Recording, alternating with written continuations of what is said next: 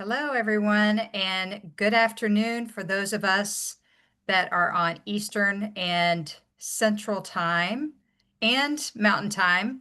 Good morning to our friends that are on Pacific Time and maybe anywhere else in the world. We're happy that you are with us today.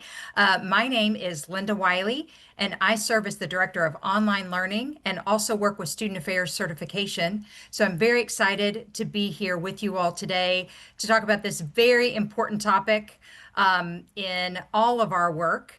But for those with the Student Affairs Certification, this will count for one continuing education credit, and I will put that request form in the chat a little later in the program.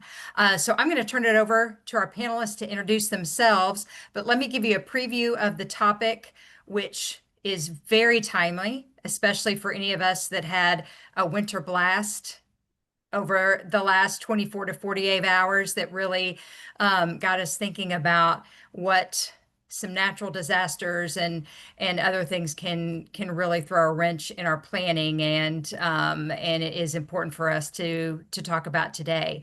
So the purpose of this webinar is to highlight the critical role that housing facilities play in crisis preparedness, to share actionable strategies for integrating our housing-centric needs into the broader university emergency planning, and to really foster a community of practice among housing professionals so that we can continue to learn from each other.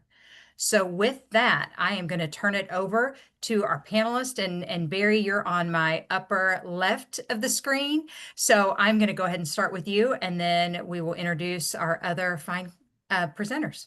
Awesome. Thanks, Lise. Barry Olson. I am an Associate Vice President for Campus Life for the Division of Student Affairs at Western Michigan University.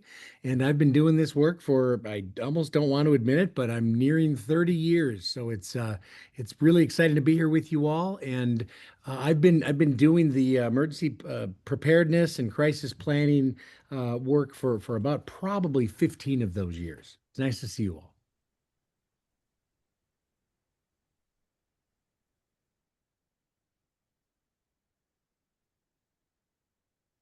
I'll jump in.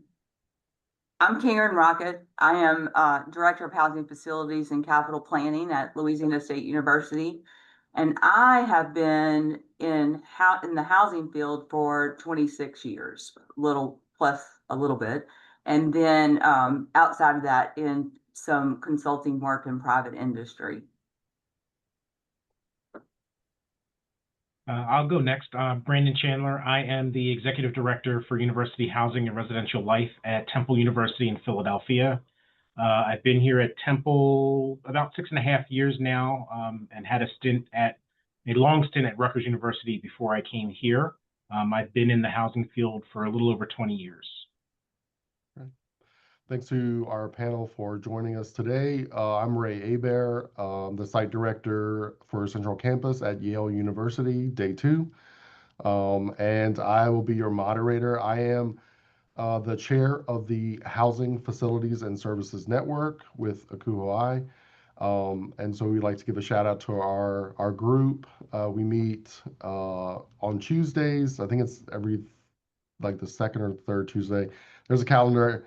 We're going to tell you the rest of this year's meetings towards the end. But we're very proud to put on this webinar. Linda was so great to introduce the topic, so I won't reintroduce it, but she gave us such a great synopsis of what we're going to talk about today. So we're really excited to get started. We have some questions that we've prepared with the panel. But then we also want to make sure we have some time for you all to ask questions that you might have as well. So we're going to get started. We got a lot to cover. So let's get moving. Like Linda stated, these are our objectives for today, just to kind of put them out there for you. But thank you for sharing those earlier, Linda. And then we want to talk a little bit about why this topic is so important. In housing facilities, we deal with a lot of different kinds of crises, from natural disasters to public health threats like the pandemic, but also to active threats of safety like active shooters on campus and other threats of violence. as well as the one we probably fear the most and keep us up at night the most, which are infrastructure failures within the halls. And you all probably know, being in the field, why this topic is so important to the work that we do. Our programs are these environments where a lot of people are living in a small square footage, and that means that a lot of people get impacted when something seemingly small happens in a concentrated area on campus, or to the city where you're located or the community where you're located. This we serve a vulnerable population. These are 18 to 23-year olds plus that are living in our buildings. A lot of them out on their own for the first time and may not know what to do in the face of crisis, or other natural disasters, or situations where they don't have that parent or guardian or family member to turn to. And we're also 24 hours, 7 days a week, 365 days a year for a lot of us. A lot of us, our universities and our institutions do not close, or we live in cities where we can't shut out the community. And so these are always things that are weighing on our need, and why we prioritize, or why we should prioritize getting ourselves to the table when it comes to universities planning for these crisis response initiatives. And so we're going to dive right in with our panel discussion. And our response order is going to be in alphabetical order by first name of our panelists. And so on the first question, Barry will lead off for us.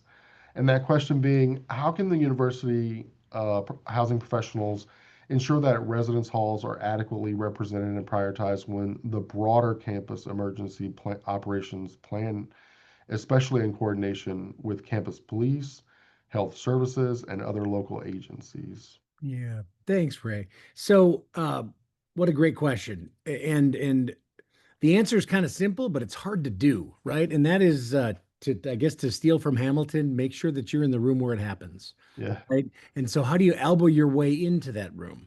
In a lot of spaces and places on our campuses, we have individuals who've been on your campus for a really long time. And so they will see themselves as not only the subject matter expert, but the PIC, the person in charge all the time. And if you're in charge, you tend to know, you think you know, all of the answers.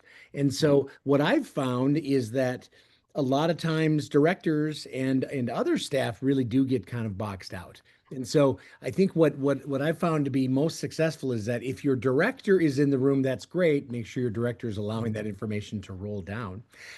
But also, if you can get other staff members in particular, your boots on the ground staff members in the door, that's extremely helpful. Because they're learning what the director is able to do. And when they become directors, they can do the same thing. But, the other piece is that they know things that others do not. Your frontline staff really understand how to corral a team right inside the residence hall. Whereas your health services director or your campus police chief may not. They may use a very different tactic. And so I think it's very helpful to be in the room where it happens. The other part is making sure that you're writing your own narrative. So if you allow others to write it and write your plan, then really you get what you get.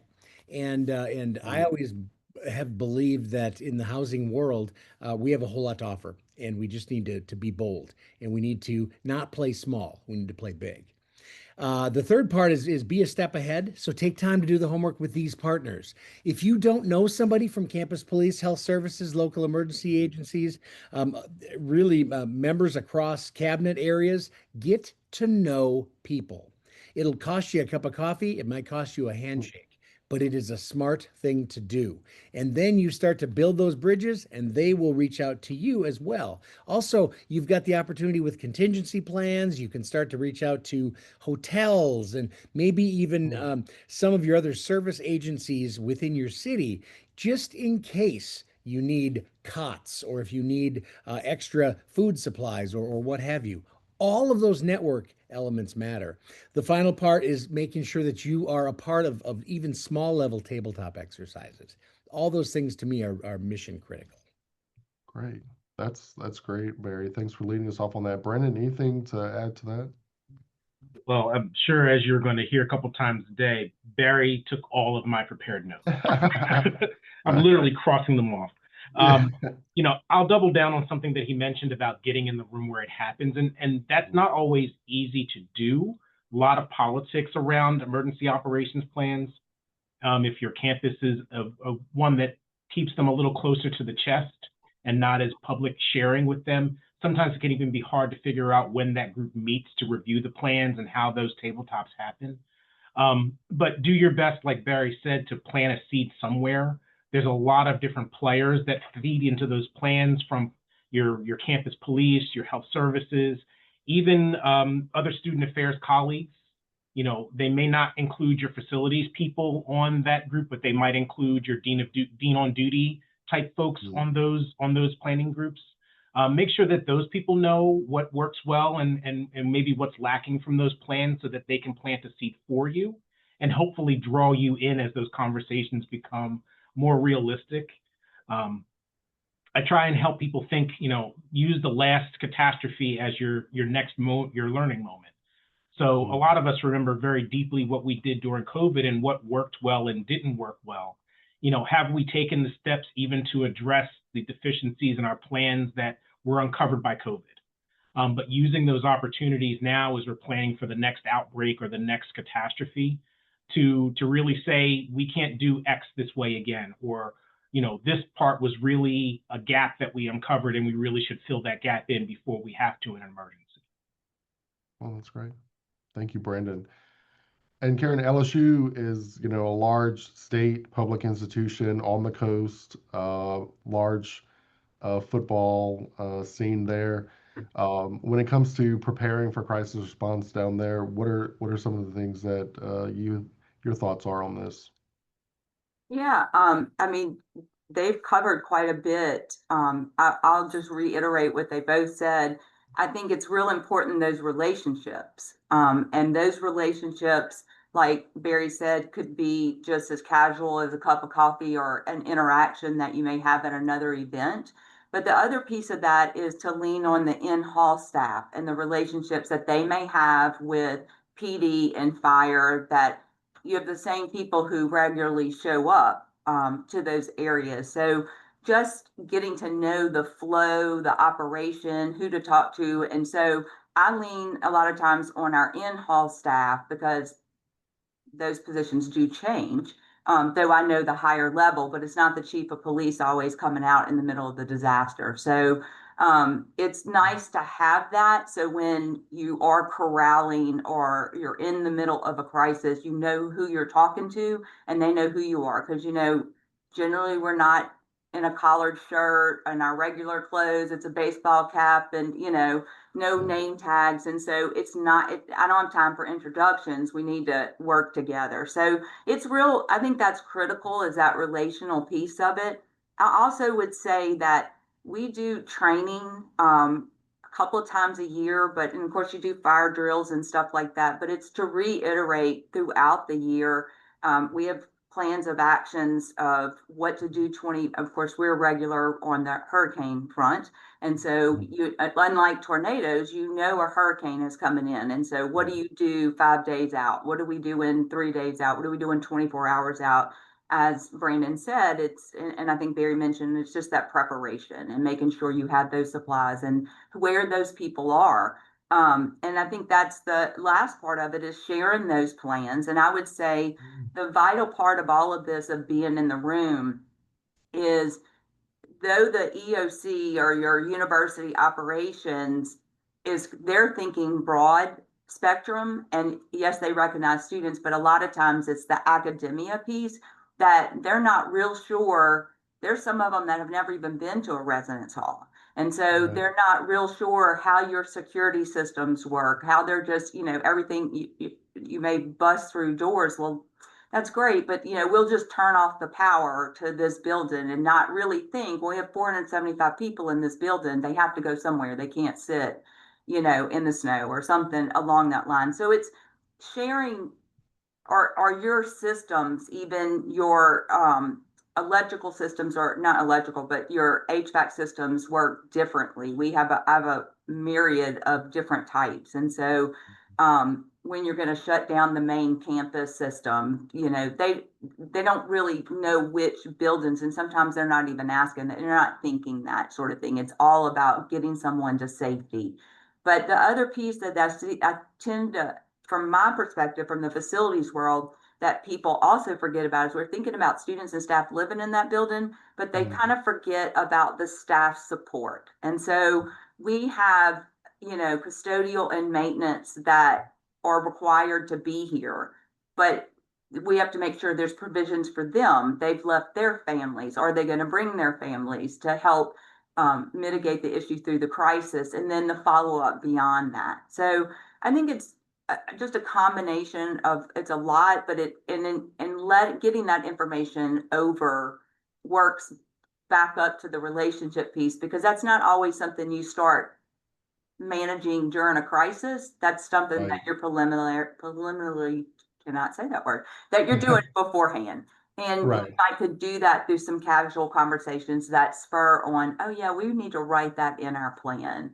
And then, we make sure that we keep our plans updated, even as far as small capital projects that might change a workflow, a flow through a building, or even furniture, or if there's a program that's happening. We've had a crisis in the middle of a Halloween program where they were doing a haunted house, where they had a whole basement area that was, had decorations in it. And so no lighting, things like that. So it's just keeping that information and fluid.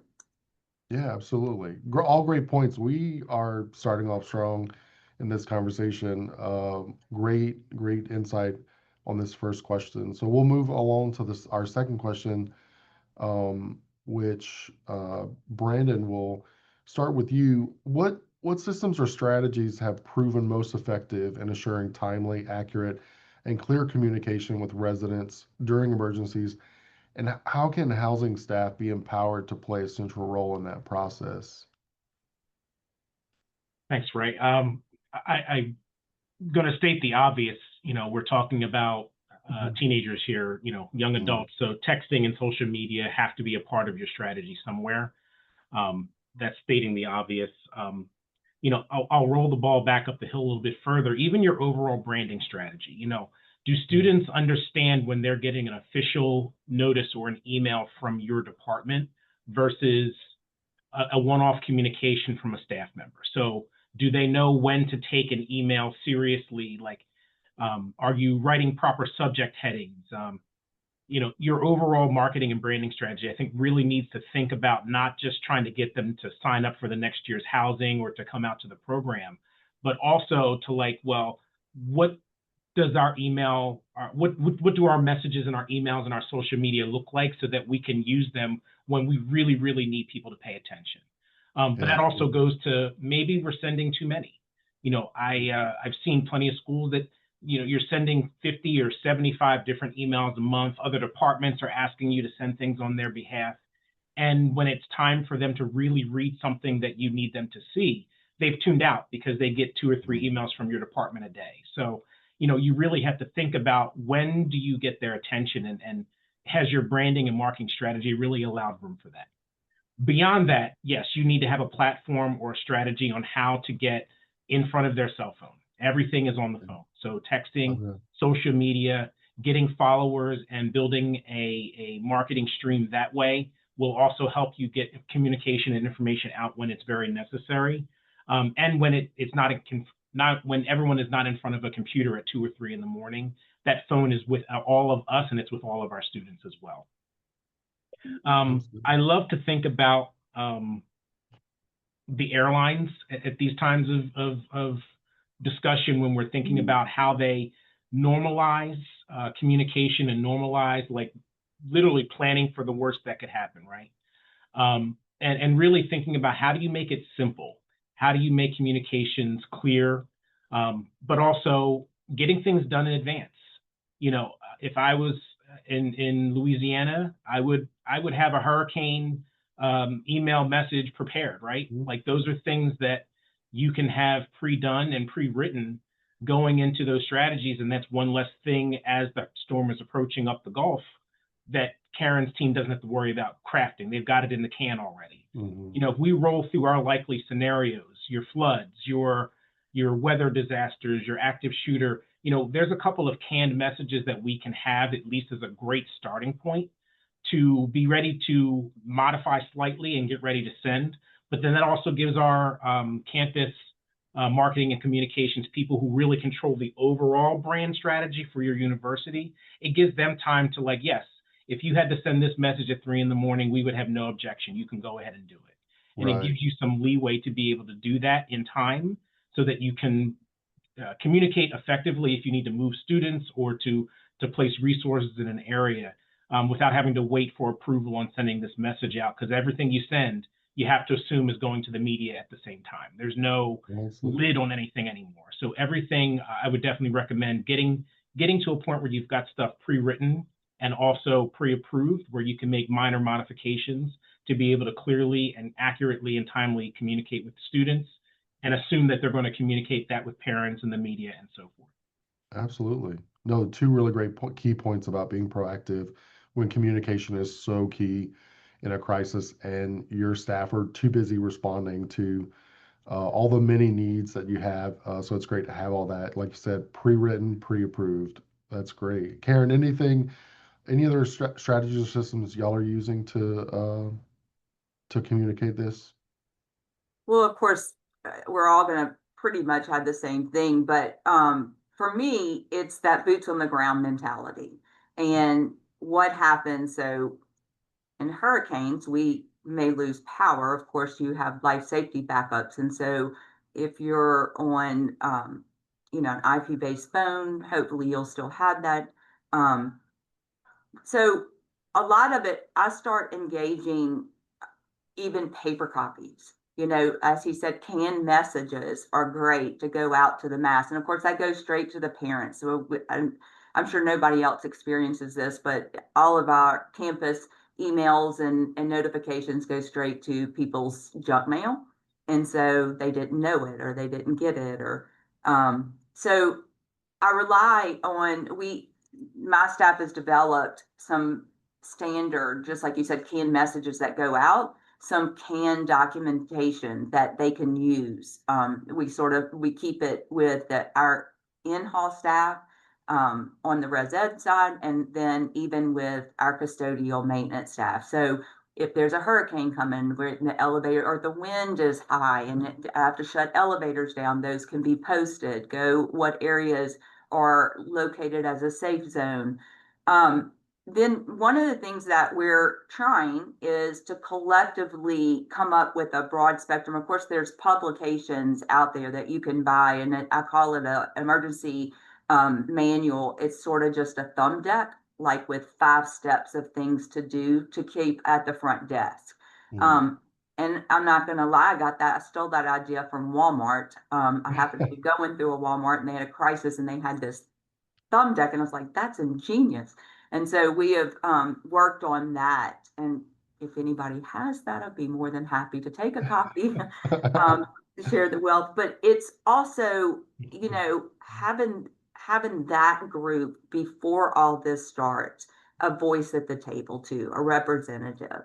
And then, of course, we use phones. We do have a couple of buildings that have announcers across it's an old antiquated system, but through your fire alarm systems that you could utilize. And we used to have an alarm that went across the city when a tornado or hurricane was coming through, because we have so many plants that it was notification. That system has gone away.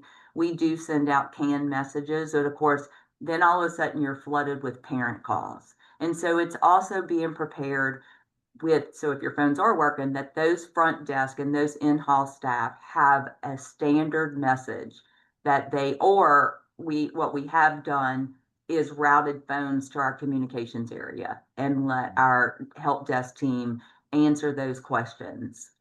Just what we've done to prepare, or of course, they all want to know if their student is safe because they're probably Right. not answering their phone. And so that's a whole nother level. But as long as you can have some sort of standard answer to say, yes, we're aware of it and we're taking care of it. And then those relationships with I have custodial staff in every building. And so with those, they build those relationships with students. They're generally an adult presence that Mm, kids will look towards. And so we do a lot of training in the fact that they can create that calming presence in the middle of a situation. that's great. That's great. Yeah, you never know when you're somewhere where you'll find something, tool that someone's using that you're like, I'm gonna steal that. I'm gonna use that because it's good. So look at your local Walmarts. They're doing something right. Right. Uh, Barry, any other thoughts on what's already been said? Similar to Karen, we have a red binder. That's my go-to in the event that I Mm, need it. And thankfully, I haven't needed it recently. But I spent about 20 years down in Raleigh, North Carolina at NC State, and we needed it all the time. So just having that information at the fingertips. One thing that we haven't that wasn't called out was that sometimes those mass outages will happen and you won't have the ability to communicate. right. And there are some apps that communication might be easier to engage in. And so apps like GroupMe and also Zello, Mhm. we found those to be really helpful. Zello.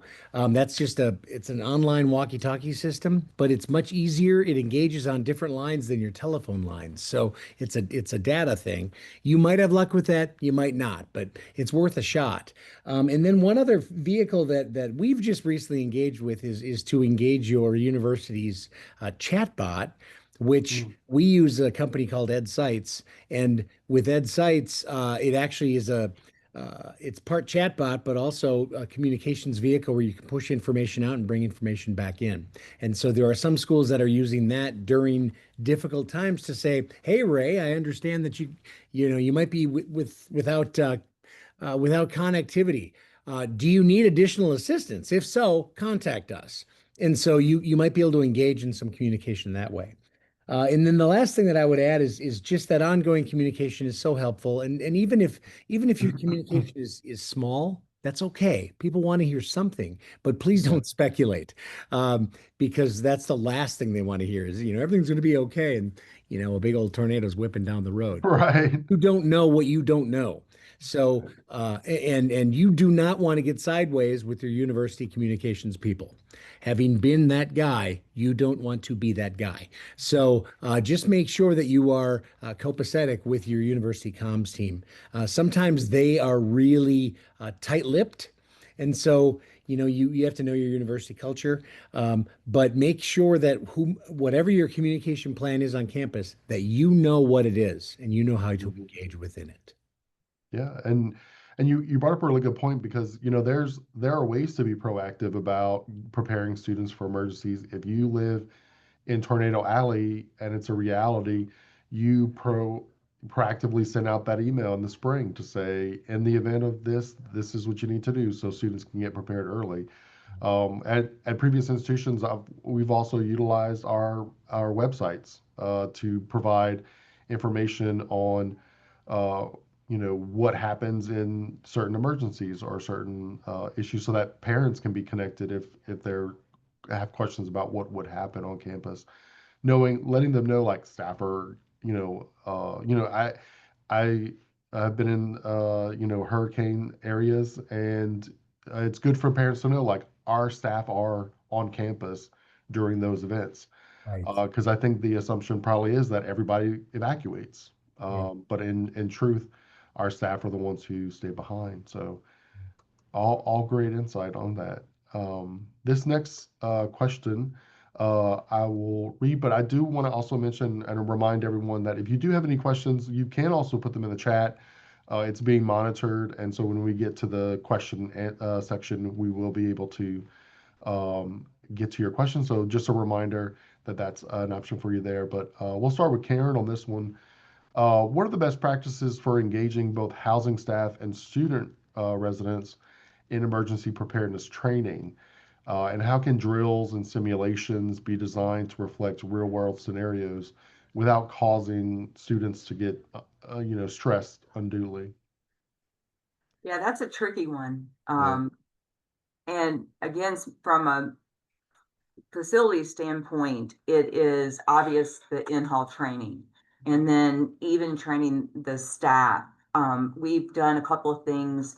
Of course, we always do it during RA training. We go through and, thumb through the emergency preparedness as much as you can with the res coordinators and the GRDs. That's all incorporated in their training, and then all the documentation, and then the regular things that you would need to know. But then also we have engaged in what we call Safety Week. A lot of times it's on personal safety, but we have grown that program into learn.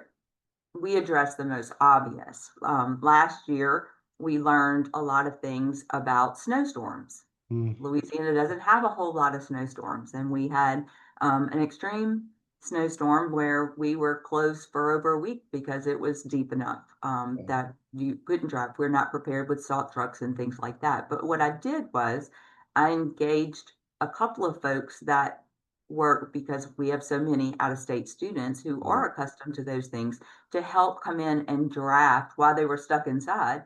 We did drafts of and put out notices of just common things that people could do. Don't slip when you walk outside. We didn't even have salt. We were struggling, running around, going to salt sidewalks and not thinking about that, and not thinking about people that were with a disability that couldn't make it to a dining hall, or there weren't modes of transportation. So really, it's gathering teams with and using them as resources, and even creating some tabletops. yeah. And the other real important part for me is even having a meeting with the in-hall staff. This is throughout the year, because it's like drinking from a fire hydrant, trying to learn all these systems at one time. What have you put in place? If there's an active shooter, have you done metal bolts in lockable classrooms or lock spaces? It's even letting parents know that we have life safety generators. We don't have full building generators. So if we're without power, this is our plan. If it's more than 5 days or more than 3 days without power, then this is what we're going to do. But let that information not just go to students, but kind of shop that through the parent piece of it too.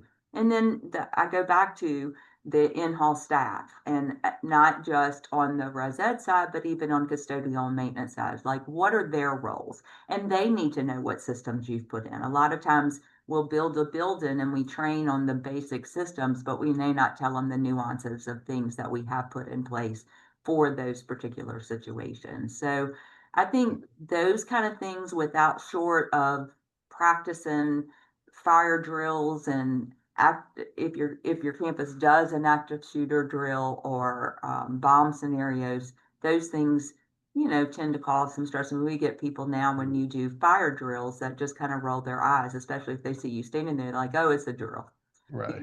and they just become mundane. And so it's just putting it out there in a positive light. Absolutely. Thank you. And Barry, from your experiences, what are some things you've used to engage staff? Yeah, I mean, train, train, train. And Yeah. I think that a lot of times we think that the trainings have to be these big challenging things, and they don't. They actually can be very, very simple. You can do it during a staff meeting. You can do a 10-minute drill. And the truth is, you probably should. You should do it in small spaces where people can make mistakes and feel okay to make mistakes. Because a lot of times we feel all the stress. And during an event, it's stressful. But the more you do it, the more you engage, the better prepared you are. So it's getting comfortable with the uncomfortable.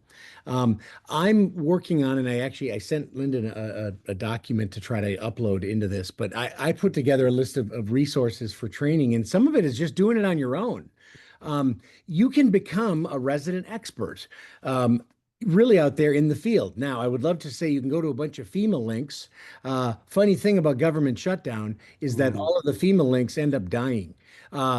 apparently, in talking with some of our emergency management colleagues, they should come back. But the links that I'm going to share with you all are really all active right now.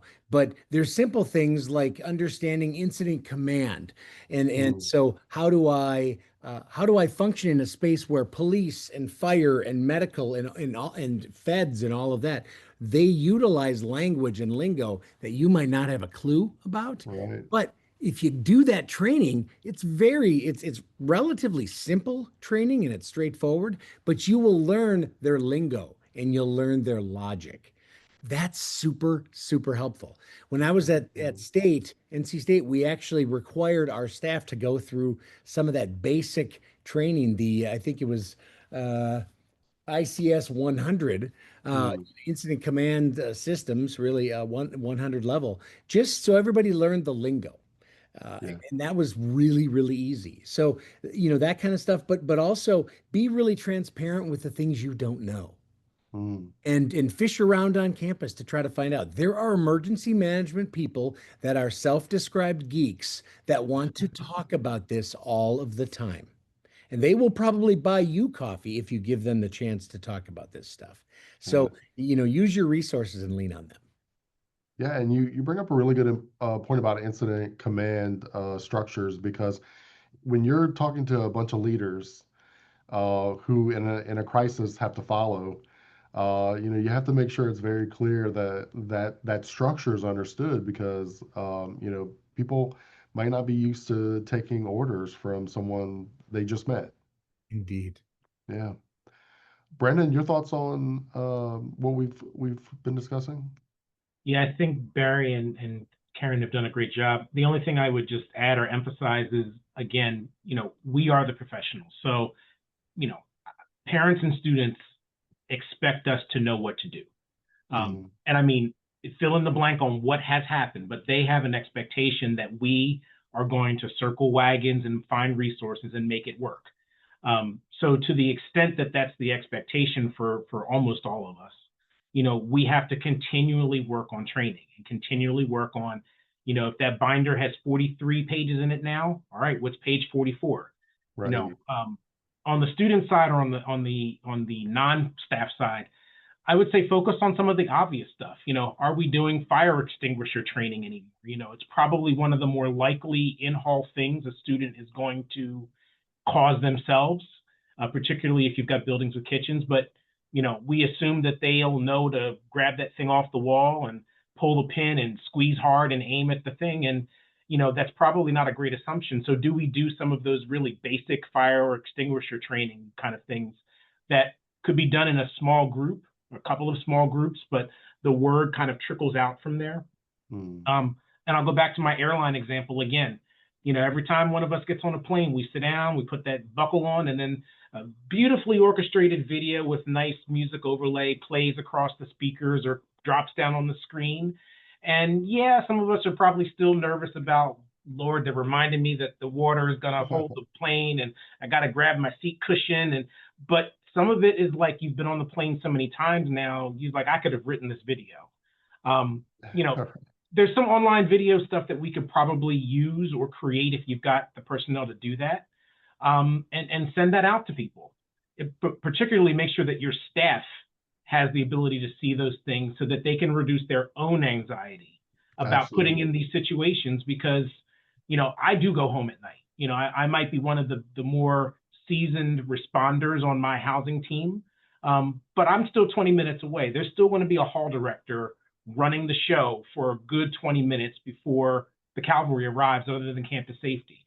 How do we get those people to reduce the anxiety about facing 500 residents standing outside of a building in the cold in their pajamas with a flashlight? Right. And some of that is just training and talking about what we've been through. But yeah, if there are videos out there, if you have a media team, if you have an academic unit on campus that can create some of that, to do some of that internship type work and create some videos, it's a great way, even if you just use them for your staff, to kind of get some training in a different type of media for them, where they then can come to you and ask questions. But if you do have a campus environment where you can share those with students, it's another option. Absolutely. And All great points. I was going to tag on to that, Brandon, because you mentioned earlier about the social media piece. And so we've done some things with TikTok, of course, but we've used our students to help us create that content. Now we're looking for influencers so that people who really can get that message across to students that they see, because even on your airline statement is, don't you, isn't it funny how you're right, you don't pay attention, you're like, okay, I've seen this 1,000 times, but the ones we've all seen those videos where you have that one steward who creates a funny Oh, jingle, right. or Yeah. and then all of a sudden you look at the plane and everybody's engaged. And so that's what we're talking about now, coming back to the table and having the discussions like, how do you reach this information? I think that's a critical part. Yeah, that's such a good point. Yeah, thank you all for your input on that. Our next question, we're going to go back to Barry to lead it off. So, Barry, how can housing departments proactively assess and improve infrastructure resilience, such as backup power, water, food supplies, and evacuation routes to ensure accessibility and safety for all residents during a crisis? This was touched on earlier with Karen's example of the snow. What are some of the things that y'all are doing out of Western Michigan or have done at NC State to address these? Yeah, I mean, I think the most salient example would be just all of our prep for first it was bird flu, right? For those of you who are around for that, when we this Mhm. thing's coming, and we all bought MREs and gloves, and thought this is it. And then that went away, and we thought, wow, we're in the clear. And then this little COVID thing came, and we realized that we probably should have deeper stocks of Mm, things, of stuff. And so, my biggest piece of advice is look at what you got and what's shelf stable, what's going to stick around, right? So things like water, it lasts, but you really should be rotating that stock. So can you work with your dining team on campus mm, to maintain a rotated stock? MREs, that kind of thing. Masks will last for a long time, but straps and things on those masks might start to wear out. So right. just always stay on top of that. Your other infrastructure elements, simple things like preventive maintenance. Mm, I know I'm preaching to the facilities choir here. PM work is critical. If we yeah, are not testing our generators, then we are going to have failing generators. Yet, there are still some folks that'll leave generators sitting, and oftentimes it's portables. They'll not start them. And sure enough, they don't start, and then somebody freaks out and they're angry and all hell breaks loose. So just make sure that we're testing those items that are in kind of in the back of our garages on campus and all of that stuff. But making sure you develop those partnerships with your larger facilities team on campus, if you don't have a smaller one within your own student affairs operations or what have you. Business continuity planning is so critical. So, how do you do processes without computers, without phones? Do you have a paper roster? I think Karen might have talked mm, about that earlier, but making sure that you have little things like paper. Also, cash is kind of an important thing when all of your systems go down. We found that out during one of the hurricanes. I think it was what 2019, 2018, and no ATMs were running and no card. You couldn't swipe a card, so we needed to have cash. wow, So having a volume of cash on hand is helpful. Now, your controller might not agree. They might not want that on campus. right. But if you've got some time to build up a bit of a cash reserve, that's helpful. Other things might be to just talk with other off-campus businesses. Where can I do business with you where it's a bit of a handshake and an IOU? So you've got businesses like that on campus already. Most of the businesses you work with are net 30 at least. So what does that process look like if you don't have power, if you don't have an ability to immediately swipe a credit card? All of those BCPs are going to be mission critical for you. So what I would do is spend some time just walking through those processes. From the moment that the incident starts, what types of issues might we have? And then what processes do we need to build up around those incidents? That I think that's the very best way that you can be prepared and be resilient for the next possible crisis. Yeah, absolutely. Brendan, what are your thoughts on preparing? Well, I saw this question and I went down a rabbit hole, right? So I got a ton of stuff here, and Barry, as usual, has crossed some things off. One of the things I think about immediately is, we are facilities folks, when it comes to this topic, we're problem solvers. Like, they're literally coming to us to, like, where are we going to get this from? Where are we going to get that from? If you haven't taken the time to develop your plan A supplier, your plan B, and maybe even a good C, well, today is the day to start, right? So, but also assessing your current suppliers and your current supply chain, areas where you're getting your materials and your resources from. Are they as large or at risk as you are? You know, I don't want to say this the wrong way, but like, I love doing business with a good mom and pop shop or a local entity. But when the hail hits the roof, you need someone that has the parts and the trucks and the personnel to get it from where it is to your front door as soon as possible. Because again, parents and students expect us to have this stuff figured out.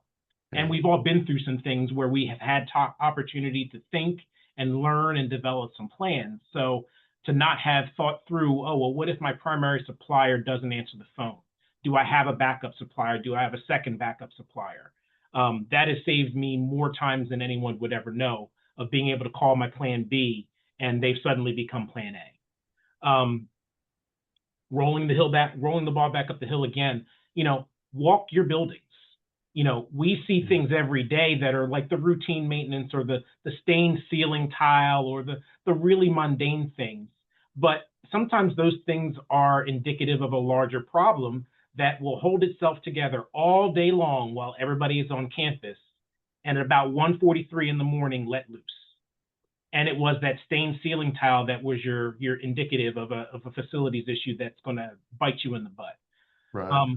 If you're doing audits, if you're doing facilities condition assessments, make sure you're reading that stuff and like putting the stuff in there that's priority, making sure that we've got plans to address it near term, medium term, and long term so that you start sleeping better. Literally just start crossing stuff off those lists of, cracked piping and failing equipment or equipment that's becoming past useful life, or what I call in the bonus years.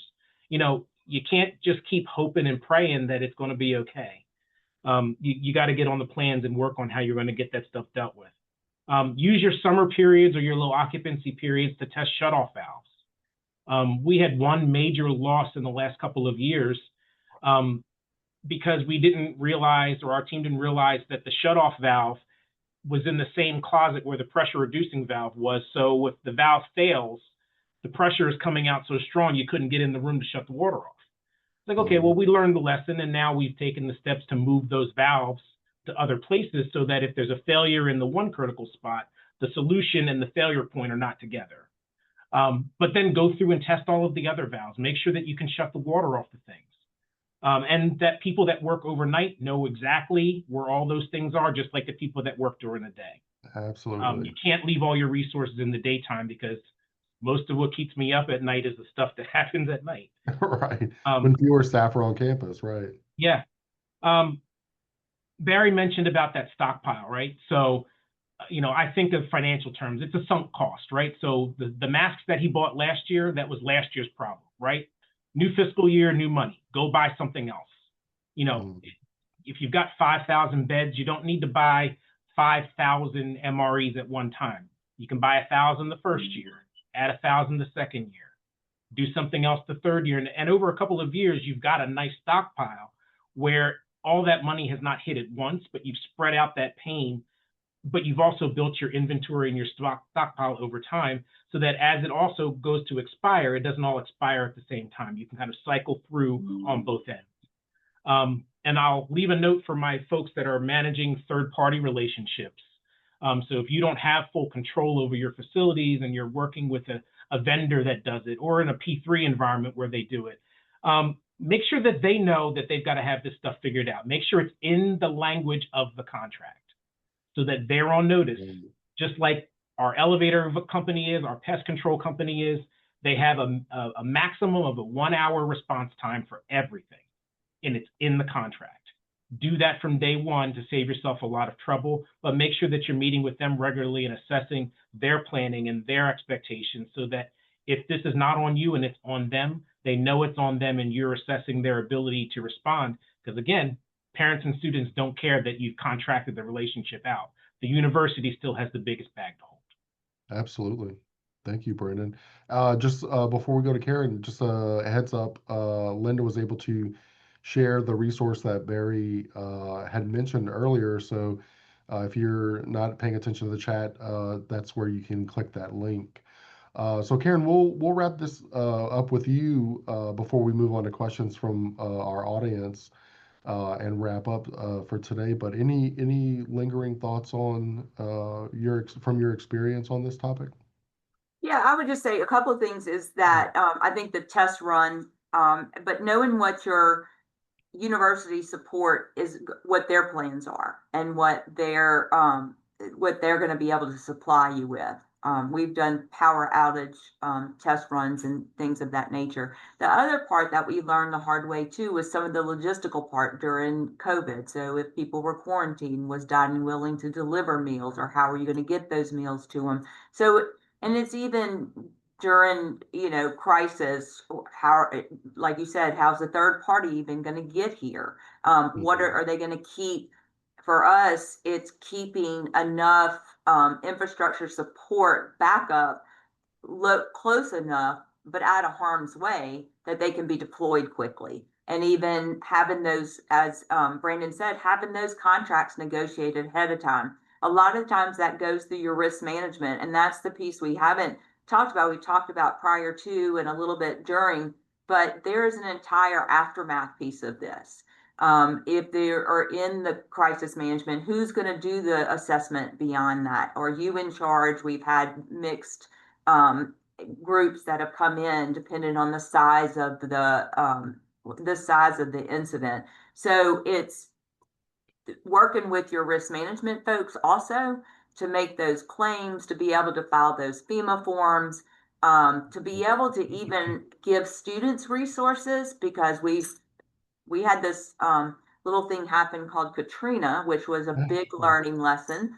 And it was having students, families that invaded and I say invaded, came to live with with our students. And so you may have a 2-person room with 10 people living in them. And so how do no one was you could never be prepared for that. But it was having the resources quickly enough to help those folks for the unknown and for what to do next. It's kind of a letting the parents know and letting the students know what your resources are and what you're doing, and then what's going to happen afterwards. And as Barry said, it's nice to have that business continuity during the crisis, but afterwards, how long is it going to take to get those systems back up? What's been lost? Who's going to take that paper data and put it in to document? And the final piece of all of that is a hot wash. When all of this happens, how critical it is to have feedback from all different areas, the in-hall staff, the student piece, how it affected them, what we would have done different. And so I would just say that feedback is something we can never ignore. Absolutely. Thank you all for your perspectives on these topics. Such a great conversation today. So much more knowledge that we could share. We did have one last question, which we're not going to be able to get to because we do want to open it up to questions from everybody else. But what I will tease and hopefully continue the engagement on this is our panel did prepare for this question. And so what I will do is I will reach out to them, get their responses, and you might see this topic continued in the talking stick at some point down the road, because such a great conversation today. Really grateful for our panelists for sharing their wisdom and knowledge on this. I didn't see any questions in the chat, but we do want to open it up in case anyone had anything they did want to ask our panelists here today. Yes, please put any questions in the chat. This has been a terrific conversation.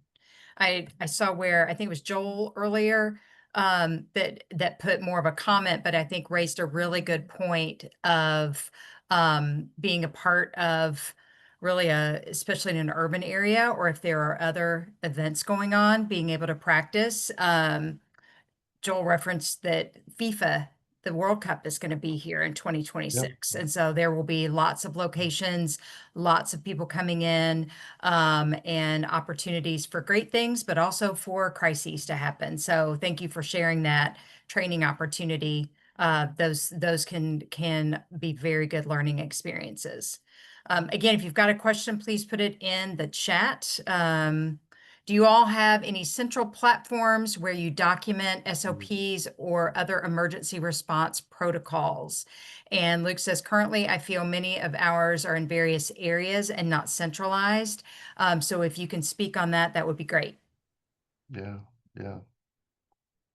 Anyone here on the panel, especially when your SOPs are cross departmental, have any thoughts on ways you can keep that accessible to everybody? I hate to keep calling back to my former institution, but I know that at NC State, our emergency management office built out a really detailed Google Drive that Mm, those folks that needed access had it, and everything dropped into there. And it was really nice. It was organized by unit, and then it just kept drilling down. So that was really nice, and a nice repository. There's also software. You can mm, pay. There's always a guy. There's always some company that'll do it for you. yeah, absolutely. Um, so I'd say just shop around a little bit, and you'll be able to find something like that. And I think we had one of those systems at one point as well. It was clumsy. Yeah. I would say the vital piece of that we learned the hard way was keeping a paper backup. I know everybody's so digital, but Yeah. again, when everything goes haywire, sometimes you need that piece of paper to be able to command those actions. Yeah, absolutely. Absolutely. Yeah, similar to what Barry mentioned, we are using Teams currently to stockpile and manage the information, but that's the housing piece of it. I actually don't know how the rest of campus really saves it. Again, we're one of those universities a little bit tighter to the cuff of where those written plans are stored, so they share what is needed. So someone has it, but I don't know that they're using something sophisticated and magical just yet. Right. Right. Yeah, I know SharePoint's starting to make it easier to share across the university. We utilize it. We utilize it a lot at Emory, and it's a great tool. It's a great tool. So, all One right. question I'll ask is, as we close up, what is one surprising either bit of information or skill that you learned that you never thought that you would know, but you have learned from some kind of crisis, either planning or actual implementation of a plan? I'll jump first because I think mine's going to be the least helpful. All of this, there is literally nothing of location other than talking to colleagues and learning from each other and going through the things, reading the plans, obviously, where you build a skill set to manage and deal with these things. Mm, Barry's mentioned some training programs. Obviously, FEMA offers some of the incident command, and I've done those. But even that doesn't help you figure out how to get through it and how to recover from it. How do you have a loss and put students back in a building within a few days or a few months? It's just experience. There are definitely some trade areas that can help you understand building design. There are other networks aside from ACUHO-I that can talk about building structure and engineering and things like that. But a lot of it is making relationships with vendors. mm, That exhibit hall at Campus Home Live or at your regional is full of resource providers who, again, you may not need on that day. I don't know if I need another furniture package or this today. But if you lose 13 floors of a building due to a flood, you're suddenly going to need furniture, and you should probably already know what you'd want to buy or where you got your last package from. right. I would not want to have met my disaster recovery company the night of my first flood and never have had a relationship with them. it's a lot of those kinds of things of never taking those opportunities to meet people and learn what they can do for granted. But that's the same with making time to come to these types of webinars and learning from other people, so that when I run into Barry and Ray and Karen the next time at a conference, like, hey, let's grab coffee. I would love to learn how you dealt with Katrina or how you dealt with this, because, hey, weather patterns are changing, and, Philadelphia could have that happen soon, or a flooding event. And I would love to know how you dealt with 10 people in a room when they were families coming to visit. That was a new tidbit today that I wasn't expecting. So, there's always a little facet or a little nugget that comes along just from having conversation. Yeah, absolutely. Small engines. I know how to manage small engines now. I can pop out a generator like nobody's business. I didn't ever think I could do that, but I became really good at that with event management as well as crisis planning. That's great. I would say the one thing, all of that, of course, as Brandon said, a lot of it is learned in the middle of the crisis. So if you think you're so prepared and then boom, it hits you, there's always something new but that skill that you have to learn is how to be flexible, but how to remain calm. I'm not sure I've mastered that skill. But that I do think that learning that in the middle of a crisis, because if you're losing control, the whole situation is going to be out of control. But it's the preparation before, knowing the process, knowing so you can go by the book, but having that flexibility so that when something gets thrown at you, you already have learned that skill. As Brandon said, it's just like meeting your disaster recovery person at the last minute, but you can't learn it all in the middle of a crisis and do it successfully. Not when you're responsible for this many students. And so it's an innate just knowing the processes, knowing the contacts, and then knowing how things work. But just that skill of trying to be a leader in a situation that is full of chaos, potentially full of chaos. Absolutely. Well Thank you said. for your question, Linda. And thank you all for attending our webinar. I've put our next two meetings for the rest of this year up on the screen. If you are interested, you can go to events on the ACUHO page to register to attend our monthly meetings. I have two more. And then Brandon Chandler is actually going to be taking over as the chair in 2026. And so two more for me. And I look forward to seeing all of you. Thank you, Linda, for being with us today from the association.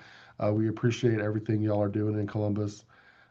Thank you all for your engagement today. Thanks all. Yeah, thanks so much. Thanks, everybody. And I'll also put in a plug. We have 3 free webinars coming up next week. In addition to the great conversations that we have with the networks and some of the roundtables, we have 2 on November 18th. One is from dissertation to impact and talking about lessons learned from dissertation of the year recipients. We also have a partnered webinar talking about vaccines and vaccine 101, and that is with the American College Health Association. And then the next day on November the 19th, we have a program entitled From Scatter to Strength, Harnessing ADHD Superpowers at Work. So we really are running the gamut on our professional development. So I'm sure you can find something that you will find that will be interesting and to add to your professional development. So thank you again to our panelists. This was fantastic. And thank you all for attending, and kudos. It looks like good information to everyone. So thanks again. Let's hope that no one has a crisis for the time being, but we're now prepared if we do. Take care, everyone. Thanks all. Thank you.